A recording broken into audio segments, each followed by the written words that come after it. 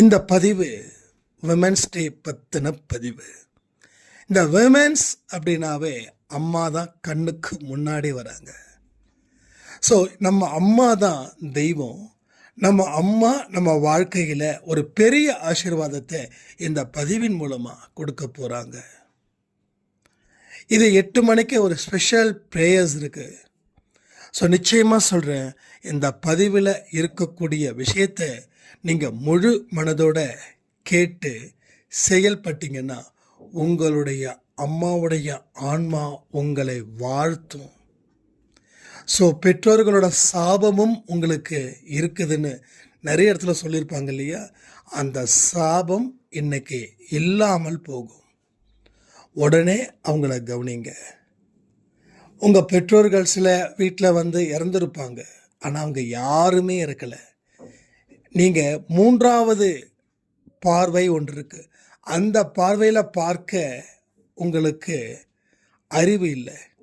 இந்த பதிவின் மூலமாக அந்த அறிவு உங்களுக்கு சேரும்.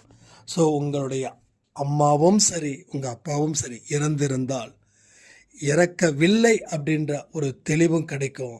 நிச்சயமாக அவங்களுடைய ஆன்மா உங்களுடைய ஆன்மாவோட இணைந்து இனி உங்களை வழி நடத்தும்.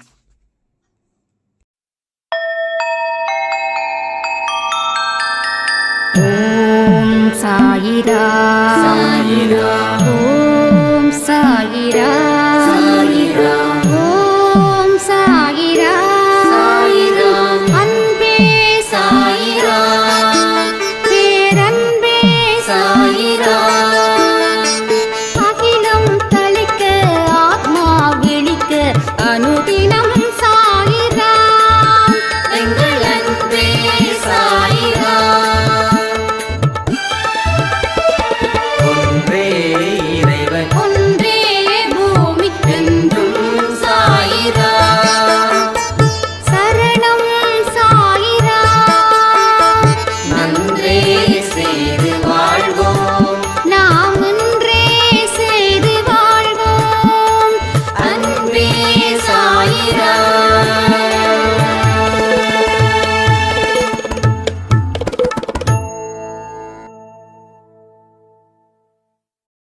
சாயிரா.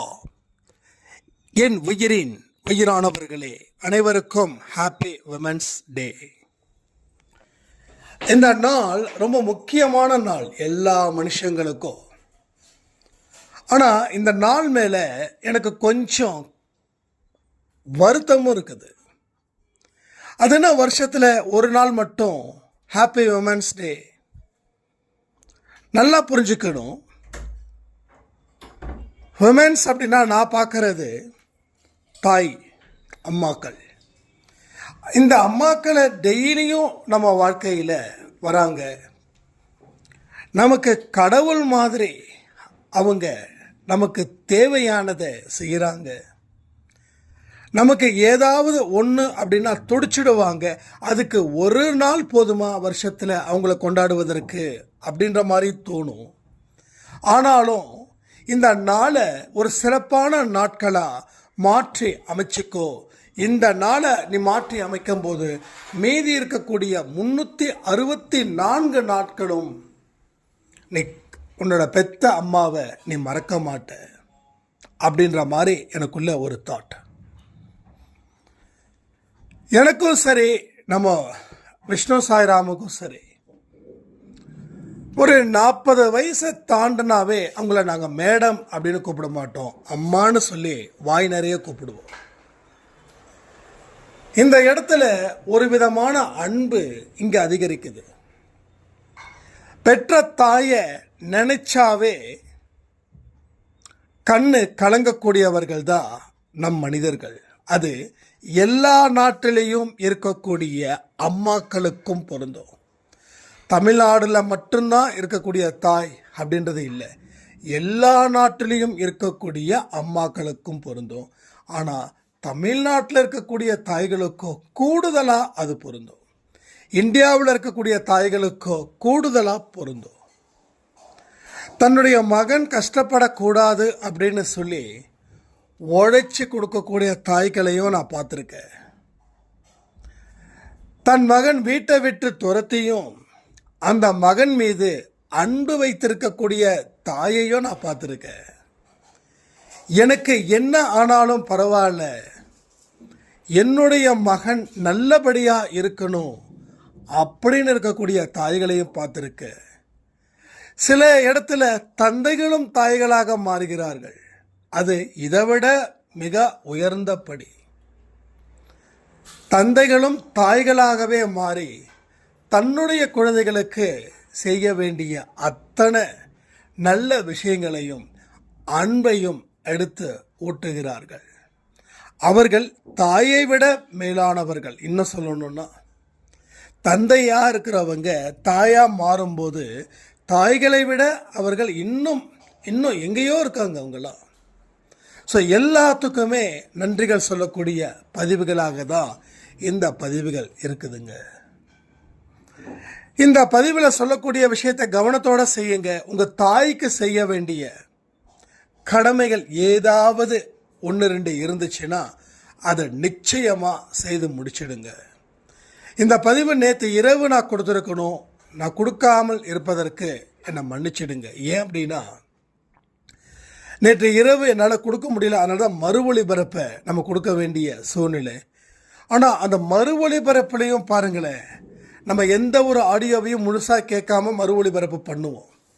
ஆனால் அதில் நம்ம சாய்ராம் வந்து கமெண்ட் பண்ணும்போது பெண்களை பற்றி இவ்வளவு சிறப்பாக பேசியிருக்கீங்க அப்படின்னாங்க. ஸோ என்ன நடக்குது தெரியுமா? யார் இந்த ஆடியோவை பப்ளிஷ் பண்ண சொன்னாங்க அப்படின்னா நம்மளுடைய சாயப்பா மட்டுமே. ஸோ அந்த இடத்துல அவர் இருக்கிறாரு. அந்த இடத்துல இருந்து அவர் நம்மளை வழி நடத்துகிறார். அவர் வழிநடத்தும் விதம் ரொம்ப அற்புதமானது, அதிசயமானது, வியப்புக்குரியது. நேற்று அந்த ஆடியோ கூட நாம் சூஸ் பண்ணலையே. யார் சூஸ் பண்ணா? சாயப்பா சூஸ் பண்ணாங்க. நம்ம எல்லா பதிவுலையும் பெண்களை பற்றி தான் பேசுகிறோம், அதில் வந்து எந்த மாற்று கருத்தும் இல்லை. ஆனால் அதை தாண்டின சில விஷயங்களை நம்ம பேசியிருப்போம் இல்லையா? ஸோ பெண்களை மதிக்கணும், பெண்கள் தான் மிகப்பெரிய சக்தி வாய்ந்தவர்கள் அப்படின்னு நம்ம சொல்லியிருப்போம் இல்லையா? அது மாதிரி பெண்களை பற்றியே பேசக்கூடிய பதிவுகளும் நம்ம பதிவில் இருக்கும். அந்த பதிவை தான் சாய்ப்பா வந்து நேற்று உங்களுக்கு மறு ஒளிபரப்பு அப்படின்ற முறையில் செஞ்சுருக்காங்க. ஸோ இன்றைக்கி நம்ம அம்மாக்களை நினச்சி நம்ம வாழுவோம். இன்னைக்கு நினைக்கிற நினைப்பு தான் அடுத்த 364 நாளைக்கும் அந்த நினைப்போடு நாம் இருப்போம். இன்னைக்கு ஒரு ஸ்பெஷல் ப்ரேயர்ஸ் இருக்கு. 8 மணிக்கு, சரிங்களா? இன்று இரவு 8 மணிக்கு உங்களுடைய அம்மாவோட பெயரை கமெண்ட் செக்ஷனில் எழுதுங்க. அதாவது இப்போ இந்த பதிவில் கமெண்ட் செக்ஷனில் உங்களுடைய அம்மாவோட பெயரை எழுதுங்க. இந்த கமெண்ட்டை மறுபடியும் 8 மணிக்கு எல்லோரும் பாருங்க. யாரோருடைய பெயர்கள் இருக்குதோ அவர்களுக்காக பிரார்த்தனை செய்யுங்கள். எங்கள் அம்மா இறந்துட்டாங்க சாய்ராம், என்ன பண்ணுறதுன்னா பிரார்த்தனை செய்யுங்க. அவங்க ஆன்மா வேறு ஒரு உடலில் வாழ்ந்துக்கிட்டு இருக்குள்ள, அந்த உடலில் இருக்கக்கூடிய ஆன்மா நல்ல சூப்பராக இருப்பாங்க உங்களுடைய பிரார்த்தனையின் மூலமாக. ஏன்னா ஆன்மாவுக்கு தான் அழிவே இல்லையே, உடலுக்கு தானே அழிவு. ஸோ உங்கள் அம்மா எங்கேயும் சாகலைங்க, செத்து போயிட்டாங்கன்னு நினைக்காதீங்க. அவங்க இப்பையும் இந்த உலகத்தில், நீங்கள் இருக்கக்கூடிய உலகத்தில் தான் வாழ்கிறாங்க. நீங்கள் எதை பார்க்குறீங்களோ அதை தான் பார்க்குறாங்க. நீங்கள் எதை சாப்பிட்றீங்களோ அதை சாப்பிட்றாங்க. அவங்களுக்கும் இந்த மாதிரி ஆன்மீகத்தில் நம்பிக்கை இருந்து, மறுபிறவியில் நம்பிக்கை இருந்துச்சுன்னா, என்னுடைய பொண்ணு எங்கேயோ வாழ்ந்துட்டுருக்கா, என்னுடைய பையன் எங்கேயோ வாழ்ந்துக்கிட்டு இருக்கான், அவன் நல்லா இருக்கணுமே அப்படின்னு சொல்லி நிச்சயமாக வாழ்த்துவார்கள். அதாவது இந்த 2 கண்ணிலேருந்து தான் நம்ம அந்த உலகத்தை பார்க்குறோம். அதுதான் உண்மையான்னு.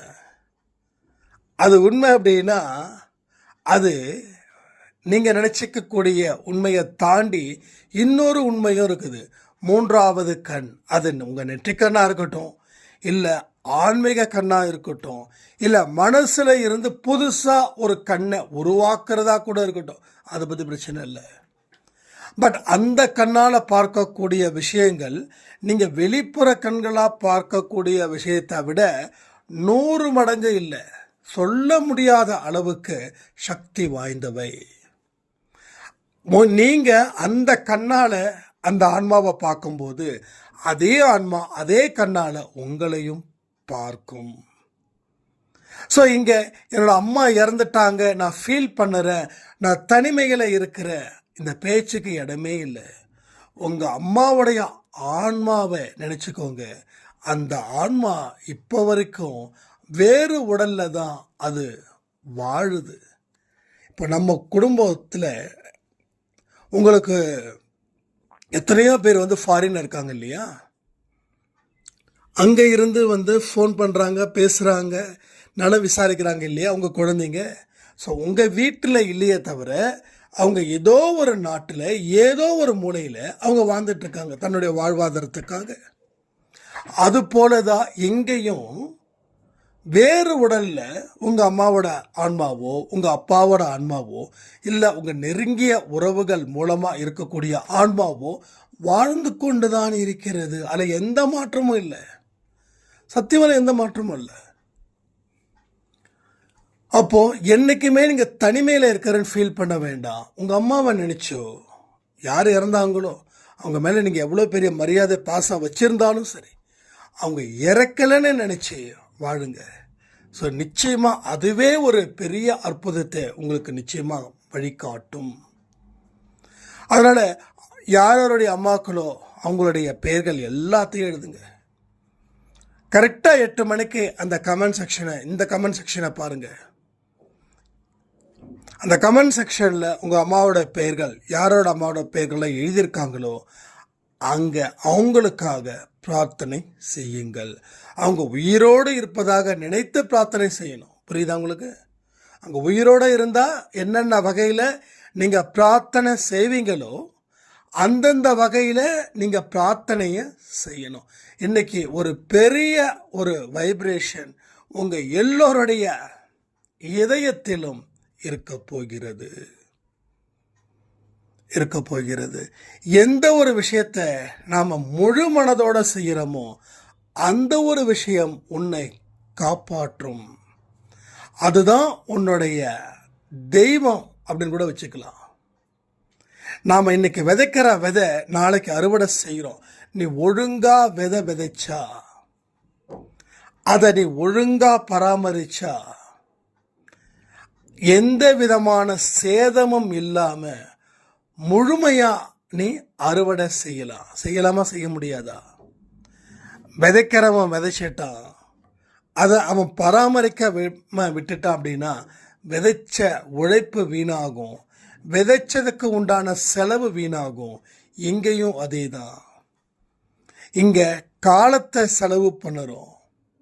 நீங்கள் கடவுள் மேலே நம்பிக்கை வைக்கிறீங்க, ஆன்மாக்கள் மேலேயும் நம்பிக்கை வைக்கிறீங்க, அதற்காக நீங்கள் பாடுபடுறீங்க, அதற்காக நேரத்தை செலவு பண்ணுறீங்க. ஆனால் அதை முழு மனதோட பராமரிக்க முடியல. பராமரிக்காமல் இருக்கிறதால உங்களுக்கு ஏகப்பட்ட பிரச்சனைகள். நீங்கள் பராமரிச்சிட்டிங்கன்னா உங்கள் பிரச்சனைகளில் இருந்து நீங்கள் மீண்டு ஒரு பொது உலகத்தை உங்களால் நிச்சயமாக படைக்க முடியும். இது வெற்றி நிச்சயம், சாயின் சத்தியம். அப்போ நாம் இனிமே பெரியவர்களை நாம் மதிக்கணும், மரியாதை செலுத்தணும். பெரியவர்கள்கிட்ட கோவப்படும் போது பார்த்து வார்த்தைகளை விடணும். இந்த விஷயத்தில் நான் எப்படிப்பட்டவன்னா, சில நேரத்தில் அம்மாவையும் அப்பாவையும் கூட இருந்தே பார்த்துக்கணும் அப்படின்னு தான் என்னுடைய முழு விருப்பம். ஆனால் அவங்க சொந்த வீட்டுக்கு போகணும், நாங்கள் 10-20 நாள் தங்கணும் அப்படின்னு சொல்லும்போது எனக்கு ஏகப்பட்ட கோபமும் கடுப்பும் ஆயிடுது. நான் அதிகப்படியாக சில நேரத்தில் பேசிடுறேன். அதுக்கப்புறம் அவங்கக்கிட்ட மன்னிப்பும் கேட்குறேன். ஸோ இந்த வகையில் தான் அவங்க மேலே நான் கோபப்படுறேன். பட் அவங்கக்கிட்ட கோவப்படுறதுக்கு மன்னிப்பும் கேட்குறேன். அவங்க ஒரே வார்த்தை தான் சொல்லுவாங்க, நான் உன் கூட இருந்து பார்த்துக்கணும், சரி நீ என் கூட இருந்தும் நீ பார்த்துக்கணும்னு நினைக்கிற, அது கரெக்டு, அந்த கோபத்துக்கு தான் நீ கத்துறன்னு தோணுது. ஆனால் எனக்கோ சொந்த வீட்டில் ஒரு 10-20 நாளாவது இருக்கணும்னு நான் நினைக்கிறேன்டா அப்படின்வாங்க. ஸோ அதனால் அந்த நேரத்தில் வரக்கூடிய கோபம் அதுவே மிகப்பெரிய தவறு. என்னதான் நியாயமாக நான் கோபப்பட்டாலும் பாசத்தின் அடிப்படையில் அந்த கோபத்தை வார்த்தைகளை விட்டாலும் வார்த்தைகள் என்னவோ ஒன்று தானே. அது இப்போ பகிரங்கமாக உங்கள் முன்னாடி பெற்றவங்களை நான் எவ்வளவு கோபமாக பேசியிருந்தாலும் நான் மன்னிப்பை கேட்டுக்கொள்கிறேன். அதே போல் நீங்களும் கமெண்டில் பதிவு பண்ணுங்க. என்னுடைய பெற்றோர்களை நான் திட்டி இருந்தாலோ இல்லை கோவப்பட்டு நிறைய வார்த்தைகளை கொட்டி இருந்தாலோ இல்லை அவங்கள நான் சபித்திருந்தாலோ அவங்களுக்கு எதிராக நான் செயல்பட்டாலோ என்னை மன்னியுங்கள் அன்பே சாயப்பான்னு சொல்லி ஒரு கமெண்ட்டை போடுங்க. எதுவாக இருந்தாலும் மனப்பூர்வமாக போடுங்க. உங்கள் பிரச்சனைகளை தீர்க்கணும் அந்த ஒரு பலனை எதிர்பார்த்து செய்யாமல் மனப்பூர்வமாக நீங்கள் செய்யணும். சரிங்களா? அதை நிச்சயமாக செய்யுங்க. அதே போல் இந்த மதர்ஸ் டேக்கு எனக்கு இப்போ பேச பேச இன்னொரு விஷயமும் தோணுதுங்க. இதை நீங்கள் செய்வீங்க நான் நம்புகிறேன். இதை முடிஞ்ச அளவுக்கு நீங்கள் செய்யுங்க. அதிகபட்சமாக இதனுடைய செலவு அப்படின்றத பார்த்தா ஒரு 200-300 தான் வரும். மாரியம்மன் கோயில் இருக்கும் இல்லையா உங்கள் வீட்டு பக்கத்தில், அந்த மாரியம்மனுக்கு ஏதாவது ஒரு ட்ரெஸ் எடுத்து கொடுங்க. இது வந்து இன்றைக்கே செய்யணுன்றது அவசியம் இல்லை. நம்ம அன்பேசாய் குடும்பத்தில் இருக்கிறவங்க அத்தனை பேரும் ஒரு மாதத்துக்குள்ளே, ஏன்னா நிறைய பேர் வந்து அந்த 200-300 கூட பெறட்டுறது ரொம்ப கஷ்டம்னு எனக்கு நல்லாவே தெரியும். ஏன்னா நானும் அந்த இடத்துல இருந்து வந்தவன் தான். அதனால் ஒரு மாதம் டைம் எடுத்துக்கோங்க. சரிங்களா? ஒரு மாதம் டைம் எடுத்துக்கோங்க. அந்த ஒரு மாதத்துக்குள்ளே ஏதாவது ஒரு அம்மன் கோயிலுக்கு நீங்கள் போயிட்டு ஒரு அழகான ட்ரெஸ் அந்த கோயிலில் கேளுங்க. அந்த கோயிலில் அம்மனுக்கு ட்ரெஸ் எடுக்கணும் அப்படின்னு கேளுங்க. ஏன்னா இப்போ நம்ம இங்கே குளிர்ந்த மாரியம்மன் அப்படின்னு சொல்லி ஒரு மாரியம்மன், இங்கே வந்து ட்ரெஸ்ஸு வந்து மாதம் எடுத்து கொடுக்குறோம். இங்கே என்னென்னா காட்டன் சாரீ தான் எடுத்து தரணும். வீட்டில் கட்டக்கூடிய சாரீ தான் வந்து உங்கள் வீட்டில் அம்மா என்ன சாரீ கட்டுவாங்களோ அது மாதிரி காட்டன் சாரியில் எடுத்து கொடுங்க நாங்கள். ஸோ ஒரு மாரியம்மன் கோயில்லையும் ஒவ்வொரு விதமான ட்ரெஸ்ஸஸ் வந்து வச்சுருக்காங்க. அதை பேஸ் பண்ணி நீங்கள் அம்மனுக்கு நல்லா புரிஞ்சுக்கோங்க, மாரியம்மனுக்கோ ஏதோ ஒரு அம்மனுக்கோ இல்லை உங்கள் குலதெய்வத்துக்கோ நிச்சயமாக நீங்கள் ஒரு துணி எடுத்து தர வேண்டும். அது வந்து ஒரு மாதம் டைம் எடுத்துக்கோங்க, அதுக்குள்ளே முடிச்சிருங்க. ஸோ யாரெல்லாம் முடிச்சிங்க அப்படின்றத வந்து அடுத்த மாதத்தில் நான் ஒரு லிஸ்ட்டு வந்து நான் ரெடி பண்ணுறேன். நீங்கள் கொடுத்தவங்களோட பேரை லிஸ்ட்டு நான் ரெடி பண்ணுறேன். ஸோ அன்பேசாய் குடும்பத்தில் இருக்கிறவங்க எல்லா தெய்வத்தையும் வணங்கணும், எல்லா தெய்வத்து மேலேயும் நம்பிக்கை வைக்கணும். எல்லா மதத்தில் இருக்கக்கூடிய தெய்வத்தை நம்ம இன்னும் சிறப்பாக கொண்டாடணும். அதாவது நம்ம அம்மா அப்பாவை நம்ம எப்படி வேணாலும் கொண்டாடலாம், சரியா? ஆனால் வேறு கெஸ்ட்டுங்களை வரும்போது நம்ம எப்படி கொண்டாடுவோமோ அந்த மாதிரி கொண்டாடணும். ஆனால் இன்றைக்கி வந்து நான் அன்பேசாய் குடும்பத்தில் இருக்கிறவங்கள சொல்லலை, ஏன்னா இவங்கெல்லாம் சொக்க தங்கங்க. ஸோ ஜென்ரலாக சொல்கிறேன், யாராவது வலுக்கட்டாயமாக எங்கேயாவது வேறு ஒரு மதத்தில் இருக்கிற கோயிலுக்கு கூப்பிட்டு போனாங்கன்னா சும்மா அப்படியே வந்து ஒரு ஓவராக சீன் போடுறது, என்ன எங்கள் தெய்வத்தோட இந்த தெய்வம் பெருசாக, அந்த மாதிரி முட்டாள்தனமான விஷயத்தை செய்கிறதால நாம் மேலும் மேலும் முட்டாளாக்கிட்டு இருக்கக்கூடாது. அப்போ வேறு மதத்தில் இருக்கிற கோயிலுக்கு போனால் நீங்கள் இன்னும் ஆக்டிவாக இருக்கணும், இன்னும் நல்லா பிரார்த்தனை பண்ணணும், நல்லா புரிஞ்சுக்கணும், சரியா? ஏன்னா நம்மளுடைய சாயப்பாக்கு கொடுக்கக்கூடிய மரியாதையை விட அவர்களுக்கு அதிகப்படியான மரியாதையை கொடுக்கணும். ஏன்னா நம்ம சாயப்பா நமக்கு என்ன வேணாலும் பண்ணலாம். எனக்கு ஜஸ்ட்டு இது எத்தனை பேர் வந்து உங்கள் வீட்டில் நடக்குதுன்னு தெரியல. இப்போ அம்மாவும் அப்பாவும் இருக்கும்போது, அம்மா இருக்கும்போது நான் கேஷுவலாக உட்காந்துருப்பேன், சும்மா அப்படியே கொஞ்சம் கால் மேலே கால் போட்டு கூட உட்காந்துருப்பேன் நான். ஆனால் அப்பா இருக்கும்போது கால் மேலே கால் போட மாட்டேன். அப்போ அம்மா கிட்ட மதிப்பு மரியாதை இல்லைன்னு அர்த்தம் இல்லை. அம்மா உயிர், அம்மான்றது உயிர், அப்பான்றது மரியாதைக்குரியவர். புரியுதா உங்களுக்கு? அப்போ அப்பாவோட அம்மாவை தான் நம்ம கூடுதலாக இன்னும் அதிகமாக நம்ம வந்து கொண்டாடுவோம். ஏன்னா நம்மளுடைய ஒட்டு மொத்தத்தையும் தெரிஞ்சுக்கிட்டவங்க அம்மாவாக தான் இருப்பாங்க. நமக்கு ஏதாவது ஒரு பிரச்சனைனா கூட அம்மா கிட்டேருந்து தான் நம்ம ஆரம்பிப்போம். அம்மா தான் ஆறுதல் சொல்லுவாங்க, அம்மா தான் நம்பிக்கை, அம்மா தான் நம்ம. ஏன்னா அவங்க வயிற்றுலேருந்து தானே நம்ம பிறந்தோம், அவங்க வயிற்றுலேருந்து தானே நம்ம பிறந்தோம். அப்போது அந்த ஒரு பிணைப்பு, அந்த ஒரு பாசம், அந்த வித ஒரு பந்தம், அது எல்லாமே இருக்கும். சரியா? அப்போது நம்ம அம்மாவுக்கிட்ட என்ன வேணாலும் பேசலாம், எப்படி வேணாலும் உட்காந்துக்கலாம், கால் மேலே கூட கால் போடலாம், அம்மாவை கிண்டல் பண்ணலாம். அம்மாவுடைய முகத்தில் என்றைக்குமே அந்த சந்தோஷம்தான் இருக்கும். அம்மாவை பாராட்டும் போதும் அம்மாவை திட்டும் போதும் அம்மாவோட முகம் எப்படி இருக்கும்? ஒரே மாதிரி தான் இருக்கும். அப்படி தானே இருக்குது, சொல்லுங்கள். அப்பா கிட்ட நம்ம வாழ்த்தனத்தை பண்ண முடியுமா? ஸோ எனக்கு இந்த வயசுலையும் அப்பா கிட்ட அந்த மரியாதையும் அந்த பவ்யமும் இருக்குது. அதே போல தான் மற்ற மதத்தில் இருக்கக்கூடிய கடவுள் அப்பாக்கள் போல நம்ம சாயப்பா வழிபடுறோம் இல்லையா, அவர் அம்மாவுக்கு போல. புரிஞ்சுதா உங்களுக்கு? ஸோ ரெண்டுமே நமக்கு ஈக்குவல் இம்பார்ட்டன்ஸ் தான். ஆனால் அப்பாவுக்கு அம்மாவை விட ஜாஸ்தி மரியாதை கொடுப்போம், ஆனால் அடக்க ஒடுக்கமாக இருப்போம். அம்மா உயிராக நினச்சி வாழுறோம், அதனால் அடக்க ஒடுக்கமாக இருக்க மாட்டோம். இந்த வித்தியாசம்தான். இந்த வித்தியாசத்தை நீங்கள் ஃபீல் பண்ணணுன்றதுக்காக தான் நான் அப்பாவையும் அம்மாவையும் வாண்டடாக உள்ளுக்குள்ளே இழுத்து நான் சொல்கிறேன். சரியா? ஸோ அதனால் மாரியம்மனுக்கு கொடுக்க வேண்டிய சாரியை கொடுத்துடுங்க. இல்லை நான் ஃபாரினில் இருக்கேன், எனக்கு இது இல்லை அப்படின்னா, உங்கள் குடும்பத்தில் யாராவது இந்தியாவில் இருப்பாங்க இல்லையா, தமிழ்நாட்டில் இருப்பாங்க இல்லையா, அவங்களுக்கு ஜிபே பண்ணுங்கள். அவங்க உங்கள் சார்பாக அவங்க எடுத்துகிட்டு போய் கொடுக்கட்டும், கோயிலுக்கு எடுத்துகிட்டு போய் கொடுக்கட்டும். சரியா? ஸோ யாரும் எதற்கும் ஃபீல் பண்ணக்கூடாது. ஸோ அம்மாவுடைய பவர்ஸ் இங்கே யாருக்கும் நிறைய பேருக்கு தெரியலன்னு நினைக்கிறேன். ஸோ அவங்க மனப்பூர்வமாக டீ தம்பி நீ நல்லா இருப்படா அப்படின்னு சொல்லிட்டாவே நம்ம நல்லா இருப்போம். அதுக்காக நல்லா இருக்கக்கூடாதெல்லாம் கிடையாது. நம்ம மனசை எத்தனையோ இடத்துல நம்ம கொதிக்க வச்சுருப்போம் அம்மாக்களை. அவங்க ஒரு எல்லை மீறி நம்மளை சில நேரத்தில் எமோஷனலாக இது பண்ணுவாங்க. ஏன்னா நம்ம எடுத்த முடிவு தப்பாக இருக்கும்போது அவங்களால பொறுத்துக்க முடியாது. என் பிள்ளை நாளைக்கு நடுத்தெருவில் நின்றுடுவானே, என் பிள்ளை நாளைக்கு காணாமல் போயிடுவானேன்ற அந்த தவிப்பு அந்த அம்மாவுக்கு இருக்கும். அந்த நேரத்தில் நம்ம எதிராக செய்யும்போது அந்த அம்மாவோட மனசு அவ்வளவு ஒரு வெறுத்துரும். அந்த ஸ்டேஜில் மட்டும்தான். அதுக்கப்புறம் நார்மலாகிடும். ஸோ அது மாதிரி எத்தனையோ இடத்துல நம்ம வெறுக்க வச்சுருப்போம். நம்ம எத்தனையோ இடத்துல அந்த மனசை படாத பாடுபடுத்தியிருப்போம். அதனால் சொல்கிறேன், அவங்க மனசு இத்தனை நாள் எரிஞ்சிருந்தாலும் சரி, அதை குளிர்விக்க வேண்டிய பொறுப்பு உங்களுது. அதனால் தினமும் நீங்கள் பிரார்த்தனை பண்ணுங்கள். இன்றைக்கி மட்டும் இல்லை, எல்லா நாளும். அம்மா சாகலை, அப்பாவும் சாகலை. ஸோ அவங்க ஏதோ ஒரு இடத்துல உயிரோட மறுபிறவியில் வாழ்ந்துக்கிட்டு இருக்காங்கன்ற நம்பிக்கையோடு நீங்கள் தினமும் பிரார்த்தனை செய்யுங்க. சரியா? சாய்பாவை எப்போல்லாம் நினைக்கிறீங்களோ அப்போ அம்மாவுக்காகவும் அப்பாவுக்காகவும் நீங்கள் ஒரு நிமிட பிரார்த்தனை செய்கிறதால நம்ம ஒன்றும் குடிமொழிக்கு போயிட மாட்டோம். நம்ம குடி நல்லா இருக்கும், நம்ம குடி நல்லா இருக்கும். இதை யோசித்து நீங்கள் முடிவு பண்ணுங்கள்.